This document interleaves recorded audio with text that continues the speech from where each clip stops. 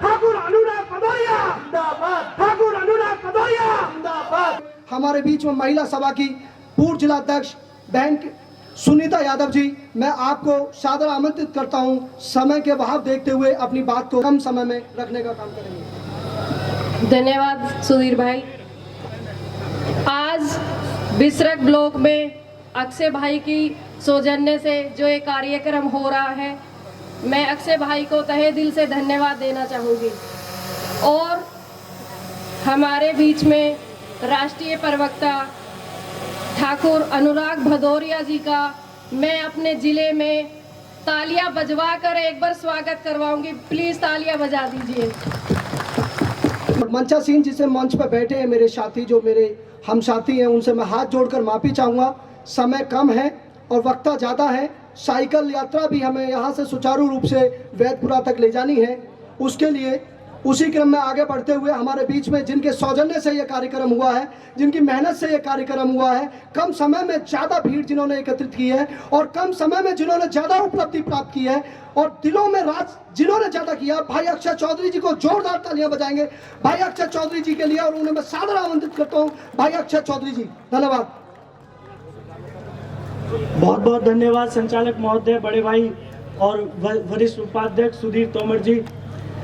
आज यहाँ पर उपस्थित इतनी बड़ी संख्या में मेरे गांव के बुजुर्ग और मेरे विधानसभा के सभी नौजवान साथी, मैं आप सभी का तहे दिल से धन्यवाद और आप लोगों का स्वागत करता हूं। मंच पर उपस्थित हमारे बड़े भैया पूर्व मंत्री अनुराग भदौरिया जी, मैं उनका बहुत बहुत स्वागत करता हूं और एक बार आप सभी लोगों से निवेदन करता हूं कि अनुराग भदौरिया जी का एक बार हाथ खड़े करके जोरदार से उनके लिए ताली बजा के स्वागत करें।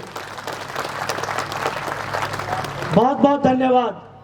आदरणीय मुख्य अतिथि जी को मैं सादर आमंत्रित करने से पहले कुछ नारों का आगाज दूंगा और आमंत्रित करूंगा। समाजवादी पार्टी जिंदाबाद, समाजवादी पार्टी जिंदाबाद, मुलायम सिंह यादव जिंदाबाद, मुलायम सिंह यादव जिंदाबाद, अखिलेश यादव जिंदाबाद, अखिलेश यादव जिंदाबाद, रामगोपाल यादव जिंदाबाद, ठाकुर अनुराग भदौरिया जिंदाबाद, ठाकुर अनुराग भदौरिया जिंदाबाद, वीर सिंह यादव जिंदाबाद, वीर सिंह यादव जिंदाबाद, राजकुमार पार्टी जिंदाबाद। धन्यवाद।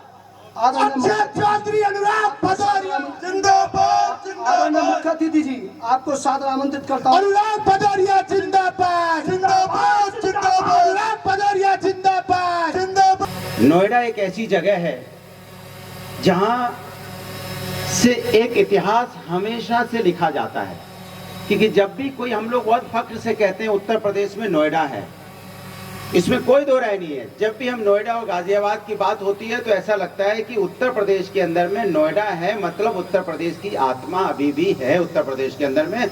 उस आत्मा में आप लोग रहते हो, सोचो आपका कितना महत्व होगा, इसका अंदाजा आप लगा सकते हैं। एक सबसे बड़ी बात है, जिस सरकार से हम लोग लड़ने की बात कर रहे हैं उसमें आदरणीय लोहिया जी की एक बात भूल गए भाटी जी। उन्होंने कहा था कि अगर सड़क सूनी हो जाएगी अगर तो पार्लियामेंट आवारा हो जाएगी। हमें पार्लियामेंट को आवारा नहीं होने देना है, क्योंकि सड़क पे साइकिल चलती रहेगी, जनता की आवाज आती रहेगी, तो समझो आवाज वो संसद में भी गूंजेगी। जब आवाज संसद में गूंजेगी तो हमारे आपके लिए कुछ सही कानून बनेंगे। अगर सड़क सूनी हो जाएगी तो पार्लियामेंट आवारा हो जाएगी। जब आदमी आवारा हो जाता है तो क्या करता है बताने की जरूरत नहीं है। इसीलिए हम कहते हैं कि सबको जगने की जरूरत है। आज 4 साल बाद भी हम कहते हैं 4 साल की सरकार हो गई और सरकार के पास कोई काम गिनाने को नहीं है, लेकिन सरकार के पास एफआईआर गिनाने को बहुत सारी है। किसकी हमने विपक्ष के ऊपर में कितनी एफआईआर की हैं तो वो फटाफट गिना देंगे। अच्छा ये बताइए, क्या विपक्ष इतना बुरा है लोकतंत्र में? क्या विपक्ष अगर जनता की आवाज बन के आना चाहता है, अगर समाज की आवाज करता है, अपने बीच के लोगों की आवाज उठाता है, तो क्या उसमें तानाशाही होनी चाहिए? लोकतंत्र तो कभी ऐसा नहीं कहता था। इतना प्यारा हमारा हिंदुस्तान का लोकतंत्र है। ये संविधान जो बाबा साहब ने बनाया है वो हमें ताकत दी है कि अगर कोई सरकार गलती से हमने चुन ली है, क्योंकि धोखा तो हर किसी के साथ होता है जिंदगी में। दोस्तों में धोखा हो जाता है तो सरकार के साथ धोखा होने में कौन सी बड़ी बात है कि हमने गलती से कोई सरकार चुन ली और सरकार चुनने के बाद तानाशाही हो गई, तो हमारे पास दूसरी भी ताकत होती है विपक्ष की कि वो उसके खिलाफ आवाज उठा सकता है। लेकिन आप अगर विपक्ष आज आवाज उठाता है तो उसको आवाज कुचलने की कोशिश करते हो। मुझे लगता है इससे ज्यादा शर्म की बात कोई हो सकती है क्या किसी सरकार के लिए या समाज के लिए? वो समाज जो हमेशा से अपनी ताकत से जीता आया है। हमारे सामने जितने बुजुर्ग बैठे समझ सकते हैं, इस हमेशा से जब से ये देश का इतिहास लिखा गया है और देश के इतिहास में सबसे पहले पन्ने पर अगर किसी का सम्मान लिखा गया है तो किसान और महिलाओं का सम्मान लिखा गया है। और आज क्या हालत है किसान और महिलाओं की? दो ही ऐसे लोग हैं जिन पे सबसे ज्यादा अत्याचार है। किसान धरने पे बैठा है, सरकार को चिंता नहीं है, सरकार का संसद चल रहा है, सत्र चल रहा है, कोई चिंता नहीं है। बंगाल का इलेक्शन हो रहा है, कोई चिंता नहीं है। तमिलनाडु का इलेक्शन हो रहा है, कोई चिंता नहीं है। असम का इलेक्शन हो रहा है, कोई चिंता नहीं है। सोचिए आप, अंदाजा लगाइए, आप अपने अंदर झांक के देखिएगा कि वो किसान जो देश का अन्नदाता है उसके खिलाफ लगातार यहाँ पे धरना प्रदर्शन हो रहा है, फिर भी सरकार कुछ बोलने को तैयार नहीं है। सोचो आप, क्या ऐसा होना चाहिए कि बताइए सच है या झूठ है? किसान की आवाज को दबाने की कोशिश है या नहीं है? अब किसान की भी आवाज नहीं सुनोगे, महिलाओं की भी आवाज नहीं सुनोगे, युवाओं की भी आवाज नहीं सुनोगे, बेरोजगारों की भी आवाज नहीं सुनोगे, तो सोचिए आप आवाज सुनोगे किसकी है? बता दो। जिसकी आवाज सुनोगे हम उसी की आवाज बन जाते हैं। बताइए तो सही, समाज में इससे ज्यादा तो और लोग रहते नहीं है भाई, किसान से ज्यादा लोग नहीं, महिलाओं हैं, युवा हैं। अब इनकी भी आवाज नहीं सुनना चाहते हो तो किसकी आवाज सुनना चाहते हो? क्या सिर्फ धन्ना सेठों की आवाज सुनी जाएगी? क्या समाज में सिर्फ बड़े लोग ही रहेंगे? क्या हमारा जो मिडिल क्लास, गरीब क्लास, किसान क्या खत्म हो जाने दिया जाए? ये वो लोग हैं जो हमें आपको खत्म कर देना चाहते हैं। ये वो लोग हैं जो तानाशाही से सरकार चलाते चाहते हैं। वो लोग हैं जो चाहते हैं कि इसके समाज के अंदर में कोई ताकतवर पैदा ना हो पाए, कोई ना किसान नेता पैदा हो पाए, ना कोई समाज में नेता किसी पार्टी का पैदा हो पाए, क्योंकि पैदा होने के पहले उसको कुचल दो। अगर कोई आवाज उठाए तो उसको टुकड़े टुकड़े गैंग का साथी बना दो। अगर कोई किसान आवाज उठाए तो उसको आतंकवादी, नक्सलवादी, पाकिस्तानी, बांग्लादेशी बता दो।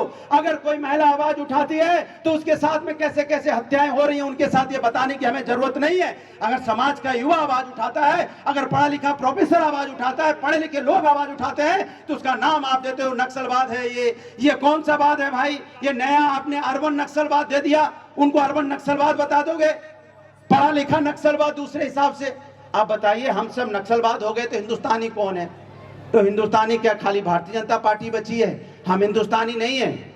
ये चिंता की बात है, समाज के अंदर समझने की बात है, आपको भी समझने की बात है, क्योंकि बदलाव की जरूरत है। समाजवादी पार्टी थी सरकार में, आपने देखा होगा हर व्यक्ति यहाँ पे एक दूसरे से खुल के बात करता था। आज आपने घर में भी बात नहीं कर पाते। आप जो अधिकारी हैं या जो बड़े लोग हैं, घर में भी आप बात करते हो अपनी पत्नी से भी तो आस्ते आस्ते करते हो, कोई सुन ना ले, कहीं कोई शिकायत ना हो जाए।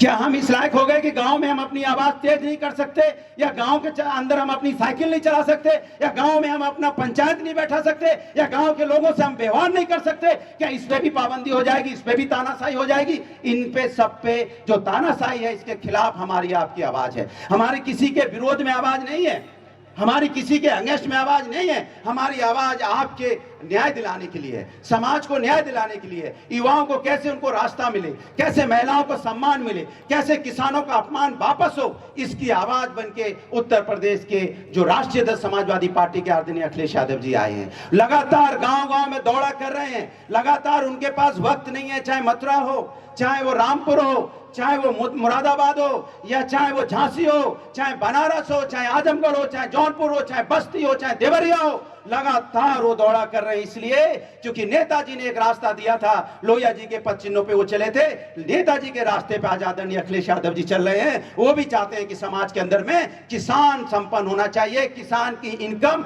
सच में दुगनी चौगनी होनी चाहिए, और किसान का ही सम्मान देश में होगा तो देश का सम्मान होगा। अगर किसान का सम्मान नहीं तो देश का सम्मान नहीं। अगर हमारे बुजुर्गों का सम्मान नहीं तो हमारा सम्मान कौन करेगा? जब हमारे बुजुर्गों का सम्मान नहीं होगा तो हमारा आपका कोई सम्मान नहीं करेगा। ये हम सबको बांट देना चाहते हैं, जाति धर्म में बांट रहे हैं। जाति धर्म से अगर फुर्सत नहीं मिलती है तो हमें किसान से और बिजनेसमैन में बांट दे रहे हैं, उससे फुर्सत नहीं मिलती है तो गांव गांव में बंटवारा कर दे रहे हैं, गांव गांव से फुर्सत नहीं है तो मोहल्ले में बंटवारा कर दे रहे हैं, मोहल्ले से फुर्सत नहीं है तो परिवार में बंटवारा कर रहे हैं। इनको सिर्फ बांट के राजनीति करनी है और हमें आपको जोड़ के राजनीति करनी है। हमें आपको सबको जोड़ के एक साथ चलना है अपने गांव को। ये हमें बांटेंगे, इनकी कोशिश होगी हमें बांटना। अब चुनाव आ गया है, चुनाव जब आए, जितना जितना करीब आएगा, भाटी जी भी जानते हैं और आप सब भी जानते हैं, जितना ज्यादा चुनाव करीब आएगा उतनी ही हमारा ध्यान भटकाया जाएगा, जाति धर्म की राजनीति शुरू हो जाएगी। वही जाति धर्म की राजनीति चलेगी और उसी को बांट के ये अपना सत्ता पा लेना चाहते हैं। हमारा आपसे बस यही निवेदन है, अच्छे चौधरी इतना अच्छा काम कर रहे हैं आपके बीच में, इतना अच्छा प्रोग्राम बनाया, इतनी मेहनत की, तो आप लोग भी समाजवादी पार्टी का हाथ मजबूत कीजिए। समाजवादी पार्टी की साइकिल की आप रफ्तार इतनी तेज बढ़ा दीजिए कि उसकी जब धूल उड़े, उस धूल में भाजपा का फूल उड़ जाए, तब जाके समझो कि हमारी जीत तय होगी। वो धूल उड़नी चाहिए साइकिल की, वो धूल उड़ेगी नहीं तो भाजपा का फूल भी नहीं उड़ेगा। उसकी आंधी इतनी तेज होनी चाहिए कि भारतीय जनता पार्टी का फूल उड़ जाए और दोबारा से यहाँ विकास की राजनीति की स्थापना हो। इसी नोएडा में जो बिल्डिंग बनी थी, मैं आज आया, वो बिल्डिंग वैसी स्टेचू की तरह खड़ी है 4 साल से, ना हिली है ना डुली है, कोई काम कहीं हिला डुला नहीं है। जो काम छोड़ के गई थी समाजवादी पार्टी के राष्ट्रीय अध्यक्ष आदरणीय अखिलेश यादव जी, आप लोग गवाह हो। एक कोई रोड बनी हो, एक कोई बिल्डिंग बनी हो, एक कोई स्कीम लाए हो। हाँ, पेपर पे आपको बहुत सारी स्कीम मिलेगी, रोज आप पेपर में पढ़ते होंगे, होर्डिंगें बड़ी बड़ी लगी हैं कि जो कई सालों में नहीं हुआ वो 4 साल में हुआ। बिल्कुल है, जो कई सालों में नहीं हुआ। यहाँ पुलिस पे इनकाउंटर कभी नहीं हुआ, लेकिन पुलिस का एनकाउंटर इसी सरकार में हुआ। बताइए, आपको कोई याद हो पुलिस का एनकाउंटर? एक बार में 8-8 पुलिस वाले शहीद हो गए हो। आप बताइए, कभी किसी सरकार ने दूसरे काम को अपना काम बताया हो या नाम या नंबर बदल दिया हो? आप बताइए, आपके अगर याद हो आपको, आप बताइए कभी इस तरह की पार्ट 2 घटनाएं हुई? जैसे हाथरस में पार्ट 1 हुआ, फिर पार्ट 2 हुई, इसी तरह उन्नाव में पार्ट 1 हुआ, पार्ट 2 हुई। ये पार्ट 2 की घटनाएं, पार्ट 3 की घटनाएं कभी आपको सुनने को नहीं मिली होंगी। क्या उत्तर प्रदेश में अपराध का कभी ऐसा हुआ कि हम कह रहे हैं उत्तर प्रदेश से अपराध खत्म कर दिया, लेकिन लगातार उत्तर प्रदेश में चोरी, डकैती, हत्या, लूट मार, बलात्कार, अपहरण, फिरौती लगातार बढ़ती जा रही है और हम एक ही धुन अपना रहे हैं। हमने इनकाउंटर कर दिए। आप बताइए, इनकाउंटर करना कोई सॉल्यूशन होता है क्या? ये फिर न्यायपालिका क्यों है? क्यों आपने यहाँ कोर्ट बनाई है? जब आपको ही न्याय देना है तो न्यायपालिका खत्म कर दीजिए। आप न्याय दे देंगे, आप किसी के ऊपर एफआईआर कर देंगे तो क्या दोषी हो जाएगा? जो गलत है उसको सजा मिलनी चाहिए। सब समाजवादी कहते हैं जिसने गलती की उसको सजा मिले, लेकिन जो निर्दोष है उसको सजा क्यों मिल रही है? विवेक तिवारी की क्यों आपने गोली मार के हत्या कर दी लखनऊ के अंदर में? क्यों जितेंद्र यादव की हत्या हुई यहाँ पे? मैं जानना चाहता हूं क्यों हुई। मैं पूछ रहा हूं, ऐसे कई लोग हैं, कई नाम है जिनकी आपने उसी खुंदस में आपने उनकी भी हत्या हुई है। मैं फिर कहता हूं, जो बदमाश है उसे सजा मिलनी चाहिए। समाज में बदमाशों को रहना भी नहीं चाहिए, लेकिन इसका मतलब ये नहीं कि उसके बीच में आप टारगेट कर लोगे, उसके बीच में आप फोकस कर लोगे कि वो लोग जो पार्टी को सपोर्ट नहीं करते उनको टारगेट करके आप उनके खिलाफ मुकदमे करोगे, उनको तकलीफ करोगे। आप बताइए, बकरी चोरी, भैंस चोरी, किताब चोरी कोई मुकदमा होता है क्या? ये मुकदमा पहले सुनने को मिला है कि बकरी चोरी, भैंस चोरी के मुकदमे में कोई जेल जा रहा है। इस तरह की माने तानाशाही। आप साइकिल चलाएंगे तो मुकदमा, आप 4 लोग मिलके बात करेंगे तो मुकदमा, कोई काम करेंगे तो मुकदमा। मुकदमा नहीं हो गया, गिफ्ट हो गया शादी का, कोई कहीं गया लीजिए गिफ्ट, एक मुकदमा गिफ्ट में दिया जाता है। कमाल है भाई, सोचिए आप, ये चिंता की बात है कि मुकदमे में गिफ्ट में दे रहे हैं। माने मुकदमा तो ऐसा हो गया कि मंच से मुख्यमंत्री जी दहाड़ते हैं, विधानसभा के अंदर धमकाते हैं, मैं ठीक कर दूंगा। ये मुख्यमंत्री की भाषा होती है? बताइए, मुख्यमंत्री जी ऐसा बोलेंगे मैं ठीक कर दूंगा? ये भाषा हमारे हिंदुस्तान के मुख्यमंत्री की नहीं हो सकती। मुख्यमंत्री एक संवैधानिक पद पे बैठा होता है, वो ठीक करने का या हम ये कर देंगे वो कर देंगे, दिमाग ठीक कर देंगे, पेट में दर्द हो रहा है, ये शब्द मुख्यमंत्री जी की नहीं होती है। क्या आदरणीय अखिलेश यादव जी का कोई भाषण दिखा दीजिए जिन्होंने बोला हो कि हम ठीक कर देंगे, पेट में दर्द दूर कर देंगे? कभी बोला हो? तो उन्होंने जब भी बोला है विकास की बात की है, विकास की राजनीति की है। हमें चुनना है, आपको चुनना है। एक वो मुख्यमंत्री जो पहले रह के गए, 5 साल का काम आज भी हम डंके की चोट पे गिनाते हैं, वो मुख्यमंत्री जो आज 4 साल हो गए, 4 साल होने के बाद भी एक काम गिनाने को नहीं है, एक काम गिनाने को नहीं है उनके पास में। हाँ, इतना जरूर है उनके पास ताकत है, पैसा है, धन है, सारा सिस्टम है, तो जितना प्रचार कर ले, मीडिया है, मार्केटिंग में जितना खर्च कर रहे हैं, सोशल मीडिया में, जो चाहे जिसको बदनाम कर दें, जो चाहे जिसके खिलाफ चला दें, जैसा चाहे वैसा कर दें।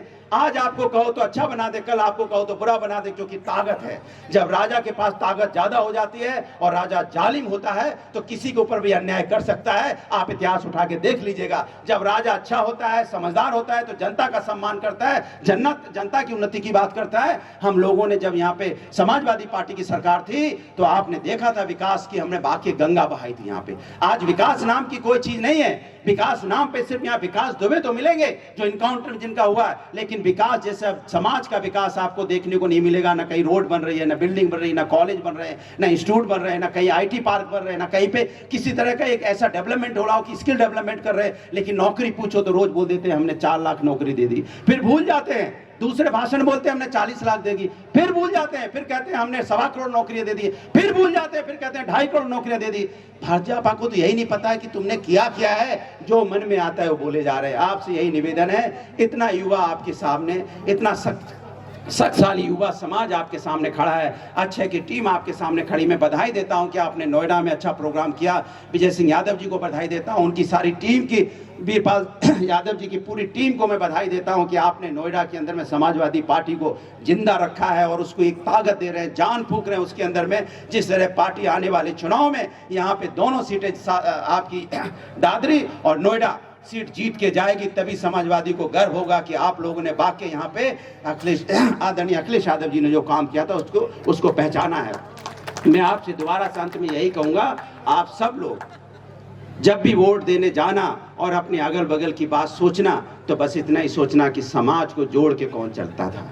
आदरणीय नेताजी चलते थे, चौधरी चरण सिंह जी चलते थे। ये वो लोग हैं जो गांव गांव का नाम जानते हैं। पूछ लेना बीजेपी के किसी बड़े नेता से, गांव का नाम भी बता दें तो हम आपसे जो कहोगे मैं आपसे शर्त लगा लूंगा।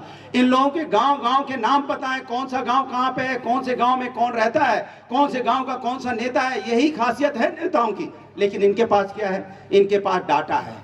ये डाटा मंगा लेते हैं, क्योंकि अधिकारियों से डाटा मंगा लेते हैं, डाटा लेके आके पढ़ते हैं, फलाना डिगमा ये वो, कोई लेना देना नहीं है। कभी गए नहीं किसी गांव में खाना नहीं खाए, लेकिन डाटा पूरा उनके पास में। ये डाटा को हराइए।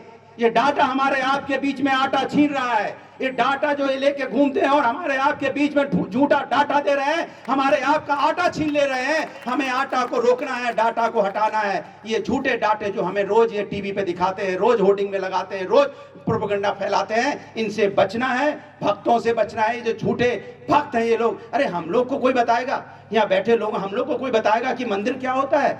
बचपन से जब से सुना है, जब से आंख खोली है, तब से मंदिर पूजा करते हम सब आ रहे हैं। लेकिन हम मंदिर, हमारा पूजा, हमारा आस्था का विषय रहा है। राजनीति में कभी लेके नहीं आए कि हम राजनीति विषय बनाए।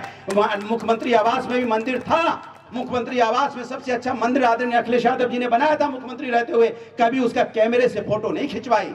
लेकिन जब सरकार चलेगी, जब पता चला कि ये लोग मंदिर का प्रोपेगेंडा करते हैं, आज भी मुख्यमंत्री आवास के अंदर सबसे अच्छा मंदिर बना हुआ जो आदरणीय अखिलेश यादव जी बना के गए थे।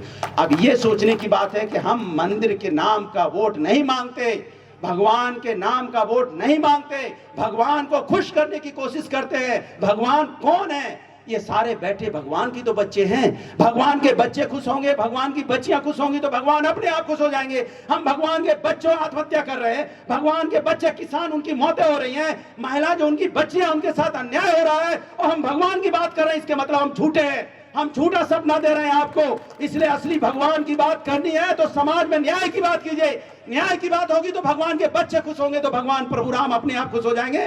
इन्हीं शब्दों के साथ मैं बहुत बहुत धन्यवाद, आभार व्यक्त करता हूं अक्षय जी, आपको, भाटी जी, हमारे जितने साथी जो यहाँ के अध्यक्ष हैं नोएडा के, वीर सिंह यादव जी, मेरे सामने बैठे हमारे सारे बुजुर्ग, हमारे सारे पत्रकार बंधुओं, हमारे सारे इलेक्शन लड़े, हमारे जितने कार्यकर्ता मंच पे बैठे, मैं सबको धन्यवाद देता हूं कि आपने इतनी अच्छी मीटिंग कराई। इसके लिए आप धन्यवाद के पात्र। हम हैं अखिलेश यादव के दीवाने, हम हैं अखिलेश यादव के दीवाने। पूरा पीछे तक रेला लगा हुआ है साइकिलों का। लगभग 250 साइकिलें से ज़्यादा यहाँ पर मौजूद हैं इस वक्त।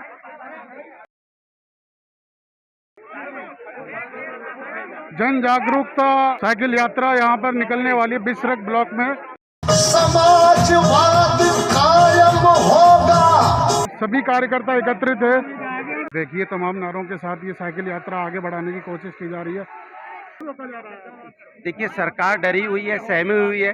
सरकार चाहती नहीं है कि समाजवादी लोग रोड पे दिखाई पड़े। सरकार तानाशाही अपनाना चाहती है। सरकार को लगता है कि अगर हम जाएंगे तो जनता को पता चलेगा। तो ये डरे सहमे लोग हैं, डर के मारे साइकिल यात्रा रोक रहे हैं। सोचो आप, हम लोकतांत्रिक तरीके से चला रहे हैं, तब भी रोक रहे हैं।